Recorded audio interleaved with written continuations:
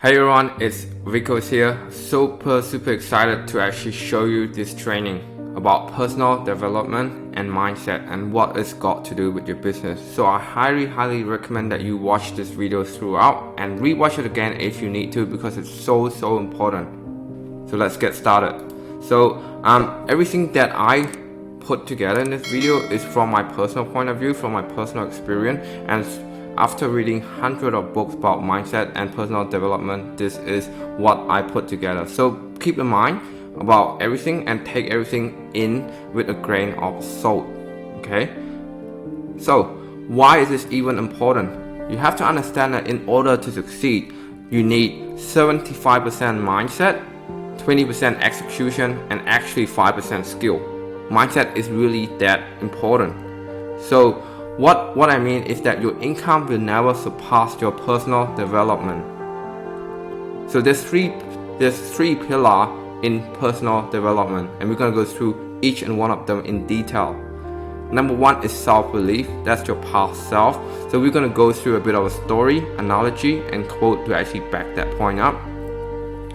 Second pillar is self-identity. We're gonna go to story, analogy, and quote again. And third one is the self-image, your future self. Again, story, analogy, and quote. So we're going to start off with self-belief, your past self. I believe that I ... So a couple of things you should know about your self-belief is that your limited belief or your past belief are derived from your past experience and your past environment. And your belief will create an endless feedback loop to feed itself. And we're going to show this 2 points in the form of a story. Let's say there's a social gathering with friends, colleagues, and family, and everyone just having fun in the middle of the party, and among them there is a guy named Bob. Okay, and if you're watching this right now, you probably know someone who probably can relate to the story. So Bob here is a bit overweight. He's been eating a couple of junk food and putting a lot of unhealthy stuff to his body. And a friend that was nearby just actually started a conversation with him, a casual conversation, saying, "Bob, how have you been? Have you gained a bit of a weight there?" Bob replied, "Am I? Haha, I guess that's just how life is. As you grow older, your body and your metabolism just start to slow down." Then he paused. "Because when I was younger, I could eat twice the amount and actually still stay skinny." So as I mentioned, you probably know someone like this in your life right now, in your social circle. And what we're going to do is we're going to dissect this situation into pieces. So this is what we call the feedback loop of hell, right? And it's pretty much start by a belief of self-helplessness, a belief that you can't do anything to your situation.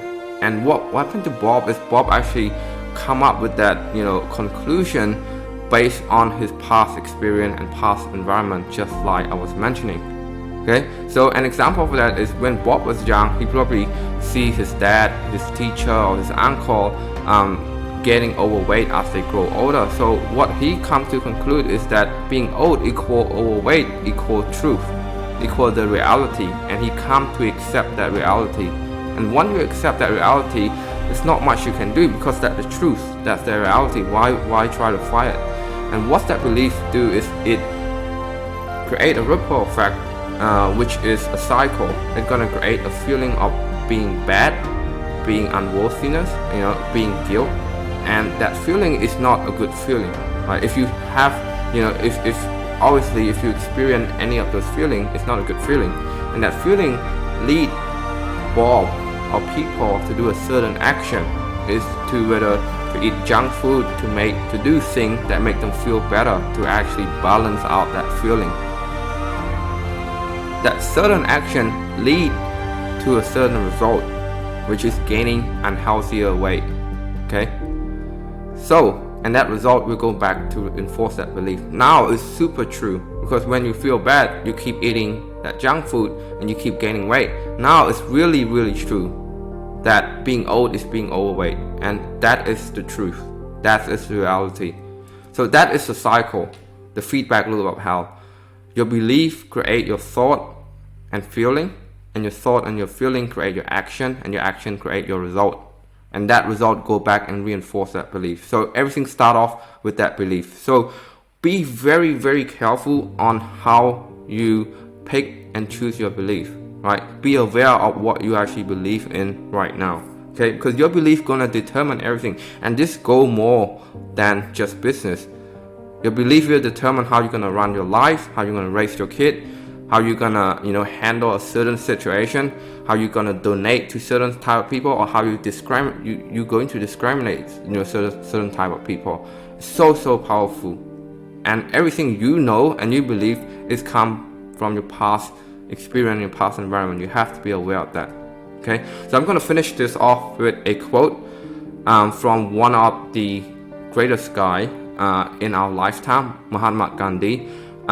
He said, "Your belief become your thought become your word become your action become your habit become your value, and your value become your destiny." So everything really start off with your belief and your thought.